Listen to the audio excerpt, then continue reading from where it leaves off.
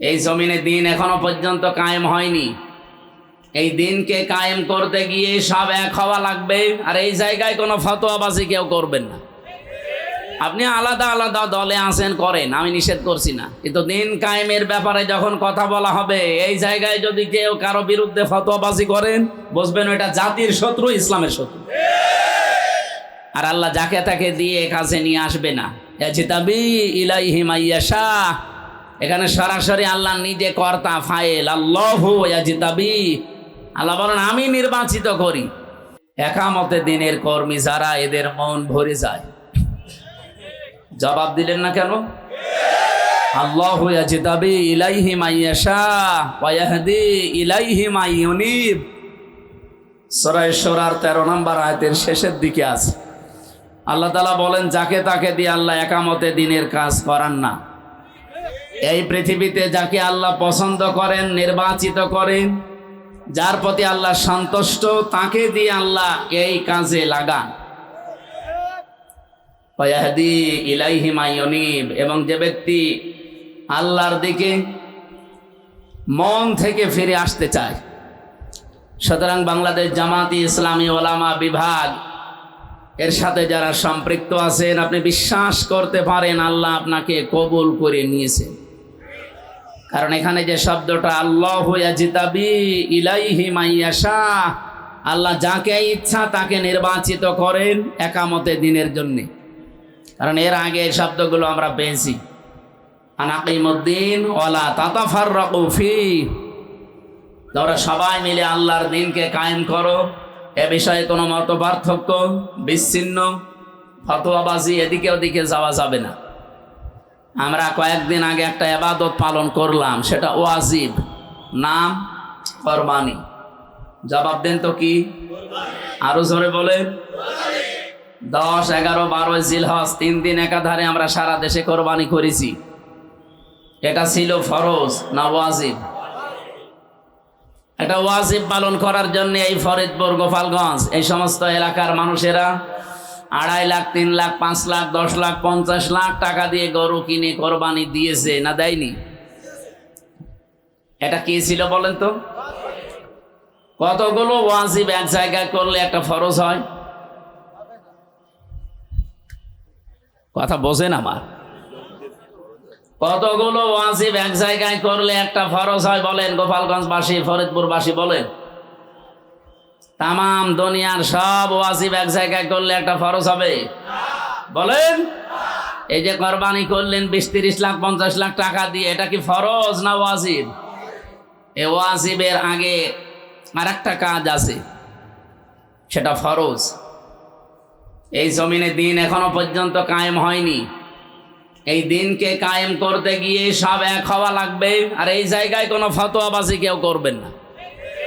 আপনি আলাদা আলাদা দলে আছেন করেন, আমি নিষেধ করছি না, কিন্তু দিন কায়েমের ব্যাপারে যখন কথা বলা হবে এই জায়গায় যদি কেউ কারো বিরুদ্ধে ফতোয়াবাজি করেন, বুঝবেন এটা জাতির শত্রু, ইসলামের শত্রু। আর আল্লাহ যাকে তাকে দিয়ে কাছে নিয়ে আসবে না। ইয়াজিতাবি ইলাইহি মাইয়াশা, এখানে সরাসরি আল্লাহ নিজে কর্তা ফাইল। আল্লাহু ইয়াজিতাবি, আল্লাহ বলেন আমি নির্বাচিত করি। এই ফরিদপুর, বিশেষ করে আলফাডাঙ্গা, বোয়ালমারি, মধুখালী, এই 3 থানায় 4.5 লাখ, 5 লাখ ভোটার আছে। এই কথা বলেন না কেন? এই 5 লক্ষ ভোটারের ভেতরে সবাইকে আল্লাহ একামতে দিনের কাছে নির্বাচিত করেননি। আল্লাহ কাদেরকে করবেন? ওয়াহদি ইলাইহি মাইয়ুনিব, যে ব্যক্তি আল্লাহর দিকে মন থেকে ফিরে আসতে চায়। এই সুযোগ সামনে আসতেছে, আপনি আসলেই কি আল্লাহর দিকে মন থেকে ফিরে আসতে চান? আল্লাহ আপনার ওই মনের অবস্থার দিকে তাকিয়ে নির্বাচিত করবেন, অথবা আপনাকে ছাঁটাই করে দেবেন। হুয়া জিতাবাকুম ওয়া মা জাআলা আলাইকুম ফিদ-দীন মিন হারাজ, তিনি তোমাদেরকে নির্বাচিত করেন তার দিনের জন্যে, এবং এমন একটা দিন তোমাদেরও কাছে আল্লাহ পাঠিয়েছেন যে দিনের ওপরে চলতে গিয়ে যত বাধা বিপত্তি আসবে ওইগুলো তোমাদের দূর করা লাগবে না, আল্লাহ নিজে দায়িত্ব নিয়ে দূর করে দেবে। সুতরাং আমাদের এই দেশের অবস্থা যাই হোক, একামতে দিনের দায়িত্বে আমরা যারা আছি আমাদের কোনো লাভ লস নেই। আমরা জিতে গেলেও লাভ, হেরে গেলেও লাভ। এই কথা বলেন না কেন? আর যারা এর বিরুদ্ধে আছে তারা জিতে গেলেও লস, হেরে গেলেও লস।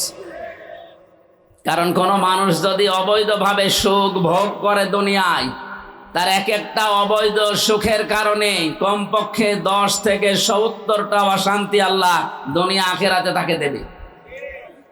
এটা তো আমি বানালাম। হ্যাঁ, ফাইন্না মাআল উসরি ইসরা, ইন্না মাআল উসরি ইসরা। জন্মের পর থেকে আয়াত আপনি শুনেছেন, কোনদিনই আয়াত নিয়ে একটু ভেবেছেন যে আল্লাহ আসলে কি দিলেন? আল্লাহ এখানে দিয়েছেন উসরুন, এরপরে দিয়েছেন ইসরন, অথচ উসরুনের আগে আলিফ লাম আছে, ইসরনের আগে আলিফ লাম নেই। আমি জেলে থাকতে আয়াতটা নিয়ে একটু ভেবেছিলাম যে কেন আল্লাহ আলিফ লাম দিলেন না প্রথমটায়, পরেরটায় দিলেন না, প্রথমটায় দিলেন কেন? এখানে আলিফ লাম যেটা, এটা মারেফা বলা হয়, নির্দিষ্ট করে দিয়েছেন আল্লাহ। কষ্টের ব্যাপারে কথা বলতে গেলে আল্লাহ নির্দিষ্ট করে দেয়। কোরআন শরীফ দেখবেন যেখানে কষ্টের কথা আছে, এ কষ্টের কথা বলতে গেলেই আল্লাহ হয় ওটা মারেফা করে দেয়, নির্দিষ্ট করে দেয় আলিফ লাম দিয়ে। কিন্তু পরে যেখানে সুখ, শান্তি, স্বস্তি, নিরাপত্তা, সফলতা, এই সমস্ত কথা আছে, সেখানে আল্লাহ না কেরা করে দিয়েছেন অনির্দিষ্ট। আলিফ লাম দিয়ে মারেফা করে আগে মা শব্দটা লাগিয়েছেন, এর আগে ইন্না দিয়েছেন। আল্লাহ গ্যারান্টি দিয়ে বোঝাতে চান, পৃথিবীতে কেউ যদি একটা কষ্ট সহ্য করতে পারে, ওই কষ্টের সাথে সাথেই তাকে 70টা শান্তি আল্লাহ দান করবে।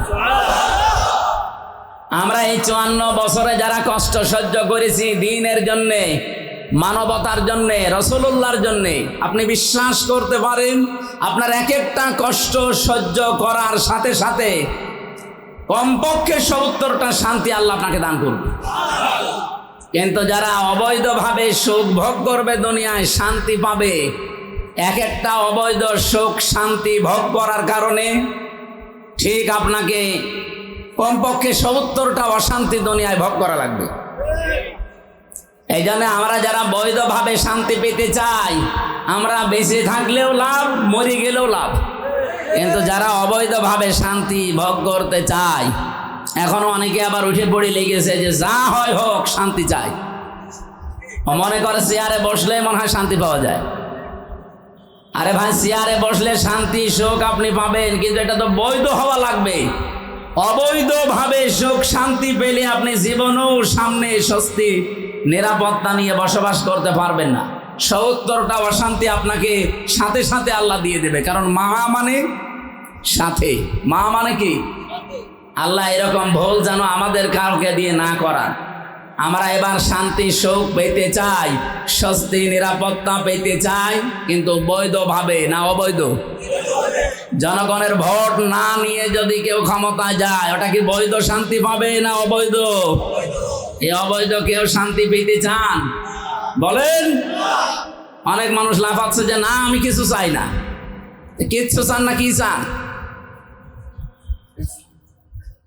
আমরা আপনাকে ভালোবাসি, জীবন থাকতে আপনাকে আমরা অবৈধ কোনো সুখ শান্তি এই দেশে আর ভোগ করতে কাউকে দেব না। আমার কথার অর্থ বুঝেছেন? কারা হাত তোলেন তো? হ্যাঁ, আন্দাজ হাত তুলবেন না, আমি কিন্তু জিজ্ঞাসা করবো। হাত সামনে আমি ফেলেছি না, আপনারা বোঝেন। আল্লাহ বলেন আমি নির্বাচিত করি। বলেন তো, নির্বাচিত করা লাগে যেই পদ্ধতিতে, তার নাম কি? নির্বাচন। যেই পদ্ধতিতে মানুষ নির্বাচিত হবে ওই পদ্ধতির নাম কি? নির্বাচন। নির্বাচন না হলে নির্বাচিত হয়? এবার নির্বাচন হওয়া লাগবে। এই কথা বলেন না কেন? নির্বাচিত হওয়ার জন্য নির্বাচন হওয়া দরকার। এই জন্য আমরা নির্বাচন করতে চাই। এটা দিনে না রাতে? দিনে হোক রাতে হোক, স্বচ্ছ হলেই হবে। যেহেতু আল্লাহ নিজে নির্বাচিত করেন, একামতে দিনের কথা আমি কোরআনে যতবার পড়েছি দেখেছি, আল্লাহ যাকে তাকে নির্বাচিত করেন না। এখানে নির্বাচিত হওয়ার জন্য আপনার যোগ্যতা লাগে। আপনার যোগ্যতা দেখে আমার আল্লাহ আপনাকে নির্বাচিত করবেন, অথবা আপনাকে ছাঁটাই করে দেবেন। বাসায়ের ভেতরে থাকা আর ছাঁটাইয়ের ভেতরে থাকার একটা মৌলিক কিছু গুণাবলী পাওয়া যায়। আজকে আমরা প্রায় 7টা গুণাবলীর কথা বলবো ইনশাআল্লাহ। আমরা দেখব আসলে আমরা এর ভেতরে আছি কিনা। তাহলে আপনি আল্লাহর বাসায়ের ভেতরে নির্বাচিত হওয়ার ভেতরে আসবেন। আর যদি এগুলো আপনার জীবনে না থাকে, আপনি বিশ্বাস করবেন যে আপনি আল্লাহর বাসায় নেই, নির্বাচিত ভেতরে নেই, আপনি অনির্বাচিত অথবা ছাঁটাইয়ের ভেতরে পড়ে গেছেন। আমরা কি ছাঁটাইয়ের ভেতরে যেতে চাই? আমরা আল্লাহর বাসায়ের ভেতরে বাসাইকৃত বান্দা বান্দি হতে চাই ইনশাআল্লাহ। সুতরাং আজকের এই আয়োজনে যিনি সম্মানিত সভাপতির দায়িত্বে আছেন জনাব মাওলানা কামাল হোসাইন, আমির বাংলাদেশ জামাত ইসলামী আলফাডাঙ্গা উপজেলা, হায়াতে তজ্জেবা সিহাতে কল্লিয়া কামনা করছে। কয় মাওলানা আছে? সম্মানিত সঞ্চালক সেক্রেটারি বাংলাদেশ জামাত ইসলামী আলফাডাঙ্গা উপজেলার SM হাফিজুর রহমান দামাত বারকাতুহুমুল আলিয়া, এ মাহফিলের প্রধান অতিথি বিশিষ্ট শিক্ষাবিদ, এই ফরিদপুর জেলার গর্ব। আপনাদের তো অহংকার করা দরকার। জাহাঙ্গীরনগর বিশ্ববিদ্যালয়ের মতো একটা জায়গায় এই অজপাড়া গায়ে থেকে উঠে গেছে একজন ডক্টর, একজন অধ্যাপক, হাজার হাজার ছাত্রের উস্তাদ, সারা জীবন জ্ঞানের আলো ছড়িয়েছে।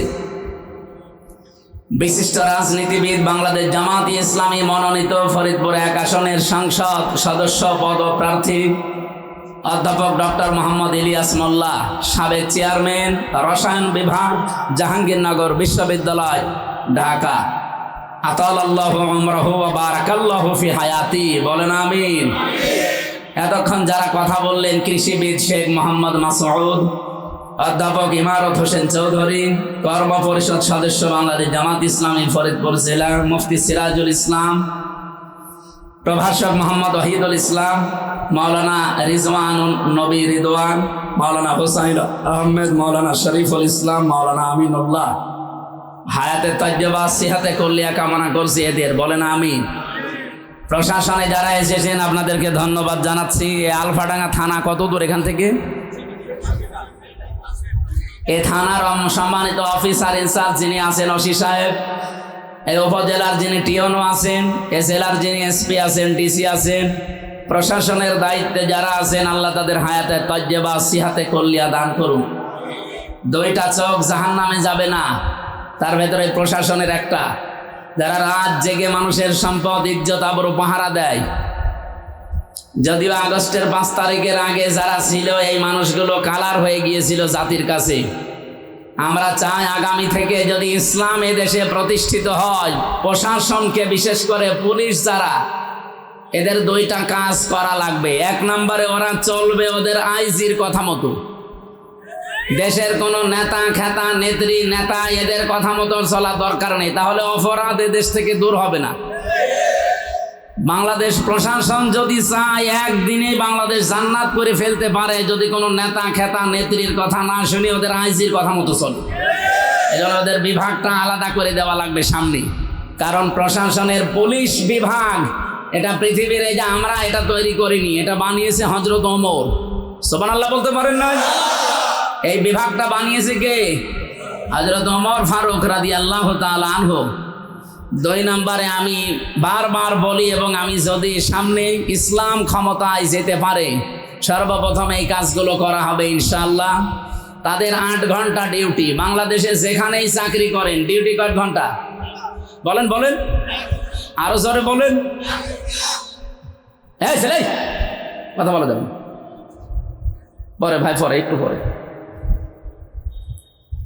বাংলাদেশে শুধু পুলিশ যারা, এদের কোনো ডিউটি নেই, এদের 24 ঘন্টায় ডিউটি। তো কেমন চাকরি যে ডিউটি 24 ঘন্টা করা লাগবে? এই জন্য আমরা চাই এই দেশে যদি 8 ঘন্টার পরে কোনো পুলিশ ডিউটি করে, তার ওভার টাইমের জন্য টাকা দেওয়া লাগবে। কি এটা ন্যায়সঙ্গত না? সব জায়গায় যদি বৈষম্য দূর হয়, তো এই জায়গায়ও বৈষম্য দূর করা লাগবে। আমি গত পরশু দিন মনে হয় আমাদের খুলনা রেঞ্জের যিনি DIG আছেন রেজাউল হক হাফিজাহুল্লাহ, আল্লাহরে বান্দা কল দিয়েছিল। আমি কথা বলছিলাম যে স্যার আপনার প্রশাসনে অন্তত সামনে আপনারা এই ব্যবস্থা করবেন যে 8 ঘন্টা ডিউটির পরে যারা অতিরিক্ত কাজ করবে ডিউটি করবে তাদের ওভার টাইম হিসাবে ওই হিসাব করে তাদের টাকা দেওয়া লাগবে, তাহলে অন্তত বাম হাতের ইনকাম কমে যাবে। এটা বলা মনে হয় ঠিক হইল না। না, অনেকে বাম হাতের ইনকাম করে এই বাধ্য হয়ে, তারা আর বাধ্য হবে না। 8 ঘন্টার পরে যদি আরো 4-5 ঘন্টা করে ডিউটি করে, তারা ওভার টাইম হিসাবে যে টাকাটা পাবে তখন আর বাম হাতের ইনকাম করা লাগবে না। এই উদ্যোগগুলো ভালো না? আর এগুলো নেওয়া সম্ভব তখন যখন ইসলাম আসবে, তাছাড়া সম্ভব না। আমান হাকামা বিহি আদালা, কারণ কোরআন বিচার ফায়সালায় গেলে সেখানে ন্যায় বিচার কায়েম হয়। আর 54 বছর এদেশে কোরআন আমরা বিচার ব্যবস্থায় নিয়ে যেতে পারি নাই, এই জন্য ন্যায় বিচারের তুলনায় অবিচার বেশি হয়েছে। আগামীতে আমরা কোরআনের ন্যায় বিচার দেখতে চাই না।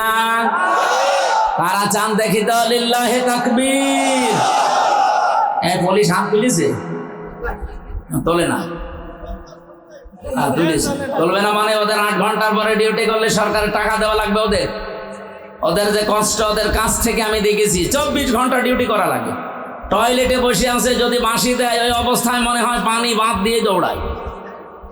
এই কঠিন পরিশ্রম, এই কঠিন কাজ, এই জন্যই নবীজি তাদের এই চোখকে জাহান্নামে যাবে না বলে ঘোষণা দিয়েছে, যারা জান মাল ইজ্জত আবরু পাহারা দেয় রাতের বেলা।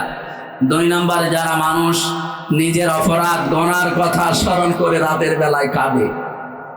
আল্লাহ আমাদেরকে এই 2 নম্বরে হওয়ার তৌফিক দেন, বলেন আমিন। দরুদ সালাম পাঠ করার মাধ্যমে আমরা এখান থেকে আরম্ভ করছি।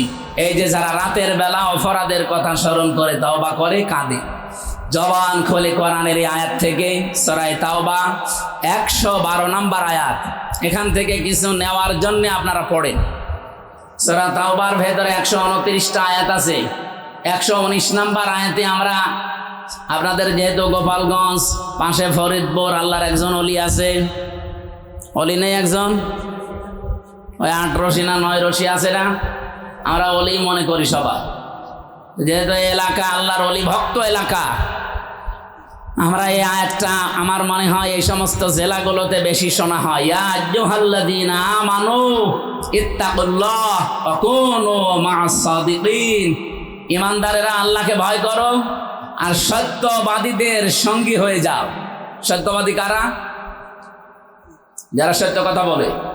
না না, হ্যাঁ, আপনি মাথা নাড়াচ্ছেন মানে আপনি বোঝেননি। ফরিদপুরবাসী সত্যবাদী কারা? আমাদের জাতির পিতা যিনি হযরত ইব্রাহিম আলাইহিস সালাম, আল্লাহ যাকে ঘোষণা দিয়েছিলেন তিনি ছিলেন সত্যবাদী। কি ছিলেন? আযকুর ফিল কিতাবি ইব্রাহিম ইন্নাহু কানা সিদ্দীকান নাবিয়্যা। বলেন আল্লাহু আকবার। আল্লাহ বলেন, আমি ইব্রাহিমের ঘটনা তোমাদের জীবনে, তোমাদের কিতাবের ভেতরে আমি আলোচনা করলাম। নিশ্চয় সে ছিল প্রথমে সিদ্দিক, 2 নম্বরে নবী। তাহলে ইব্রাহিম আলাইহিস সালাম প্রথমে তার পরিচয় আল্লাহ দিলেন যে তিনি সিদ্দিক ছিলেন। সিদ্দিক মানে শুধুমাত্র সত্যবাদী নয়, সিদ্দিক শব্দের শাব্দিক অর্থ হচ্ছে সত্যকে সত্য জানার পরে, দেখার পরে, বোঝার পরে দ্বিধাহীন চিত্তে সব কিছু পেছনে ভুলে গিয়ে যারা গ্রহণ করতে পারে তারা আল্লাহর কাছে সিদ্দিক। আমি আশা করছি কথা বোঝাতে পেরেছি। আমাদের জাতির পিতা ইব্রাহিম নবী আলাইহিস সালামকে আল্লাহ এমনিতেই সিদ্দিক বলেন নাই, তিনি সত্য অনুসন্ধান করছিলেন। কোথায় সত্য পাওয়া যায় তিনি খুঁজতেছিলেন। কখনো তারকা, কখনো চন্দ্র, কখনো সূর্য দেখে দেখে মনে করছেন হাদা রব্বি হাদা আকবার, এইটাই আমার রব হবে। কিন্তু যখন এগুলো অস্তমিত হয়ে গেল তিনি বললেন না, যেগুলো অস্তমিত হয়ে যায়, ডুবে যায়, সেগুলো আমি মানি না, ভালোবাসি না। ইন্নী ওয়াজ্জাহাতু ওয়াজহিয়া লিল্লাযী ফাতারাস সামাওয়াতি ওয়াল আরদা হানিফা ওয়া মা আনা মিনাল মুশরিকিন। সূরা আনামের ভেতরে আছে 69 নম্বর আয়াত, 79 নম্বর আয়াত, তিনি ডাক দিয়ে বললেন, আমার জাতির লোকেরা, আমি এতদিন সত্য খুঁজছিলাম, হক অনুসন্ধান করছিলাম, আজকে আমি পেয়ে গেছি। একটা একটা করে কয়েকটা জিনিস তো দেখলাম, সবই ডুবে গেছে, যার অস্তিত্ব নেই, অস্তমিত হয়ে যায়, লিভে যায় না। আমি ওগুলোকে ভালোবাসি না। ক্বালা লা উহিব্বুল আফিলিন, একটাও আমি ভালোবাসি না যেগুলো অস্তমিত হয়। জাতির লোকেরা কান খাড়া করে শোনো, আমি কিন্তু আসমান আর জমিনের উদ্ভাবক যিনি, তার দিকে একনিষ্ঠভাবে আজকে ফিরালাম আমার এই চেহারাকে, আর আমি মুশরিক না। বলেন তো, জাতির লোকেরা এই কথা শোনার পরে তাকে দুধ ভাত খাওয়িয়েছে? বলেন বলেন। তার বাবা তার শত্রু হয়েছে, আগুনে ফেলতে সাহায্য করেছে তার বাবা, তার নিজের পরিবার বিপক্ষে, সমাজ বিপক্ষে, রাষ্ট্র বিপক্ষে, এমনকি নিজের এলাকা পর্যন্ত তিনি ছেড়ে চলে গিয়েছিলেন। তার বাবা তাকে ডাক দিলেন, ক্বালা রাগিবুন আনতা আন আলিহাতি ইয়া ইব্রাহিম লাইন লাম তানতাহি লাআরজুমান্নাকা ওয়াহজুরনি মালিয়া। হে ইব্রাহিম, আমরা যেগুলোর কাছে মাথা নত করি, আমাদের এই মূর্তিগুলোকে তুমি কি মানতে চাও না ইলাহ হিসাবে?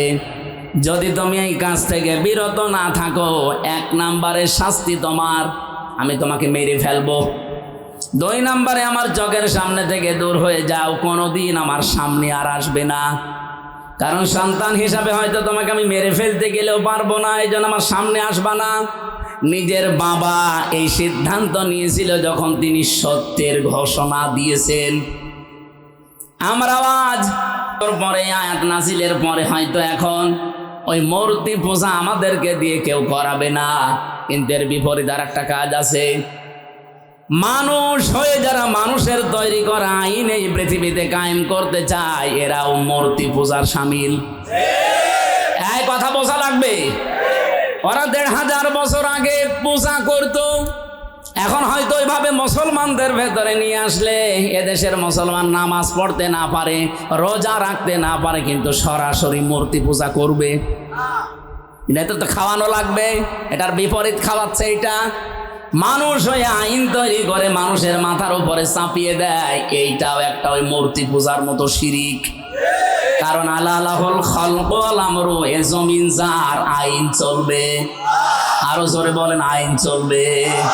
আমরা এইটার পক্ষে, জমিন যার, সিদ্ধান্ত তার। কিন্তু কিছু মানুষ বলছে না, জমিন যার হয় হোক, সিদ্ধান্ত আমাদের।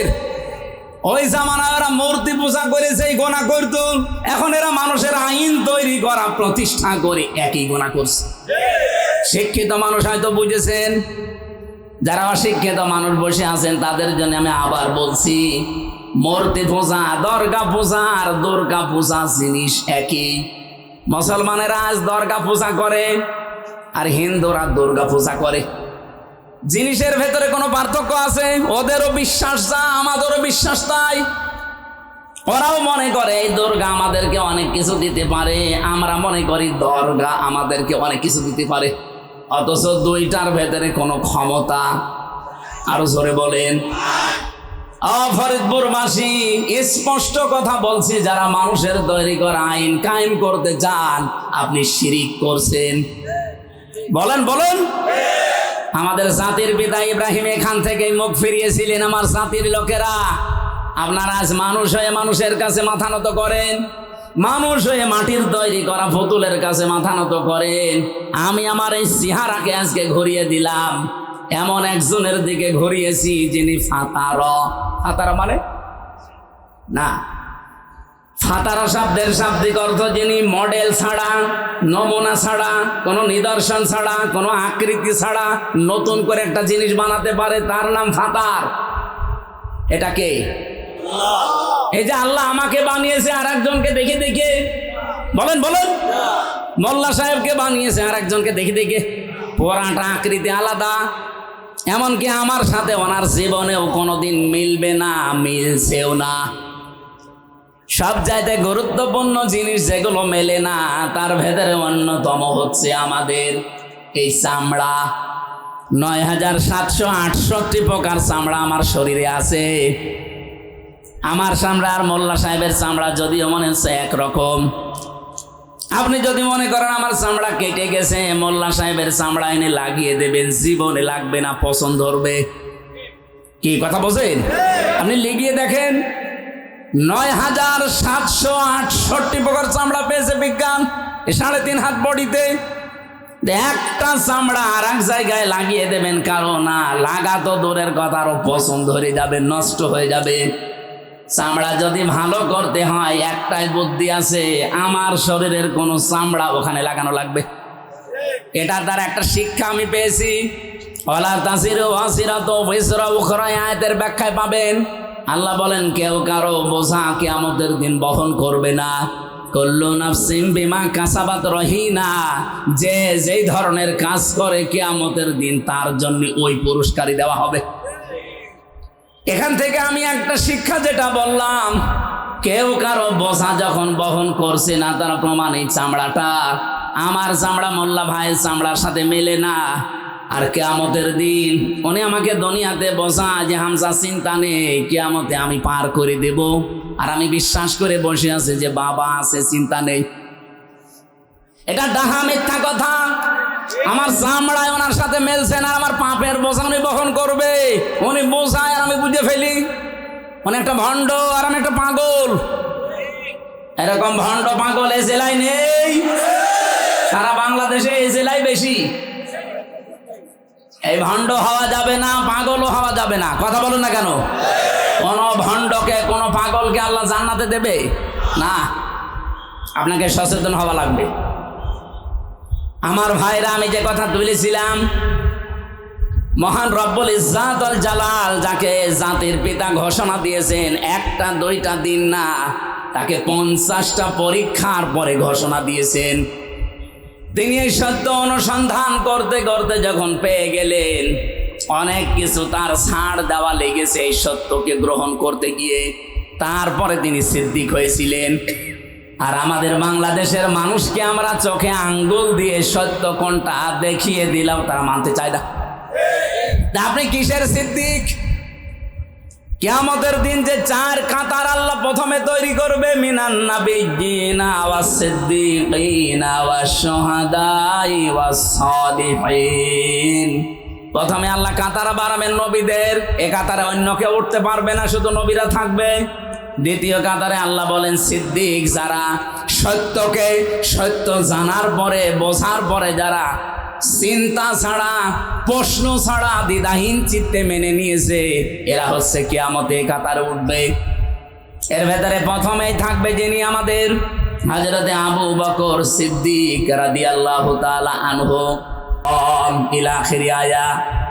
সারা জীবনে আয়াত পড়েছেন, কোনোদিন ভেবেছেন আল্লাহ আয়াত শুরু করলেন কি দিয়ে? সুবহান। আমরা কোনো আশ্চর্য জিনিস দেখলে কি বলি? বলেন বলেন।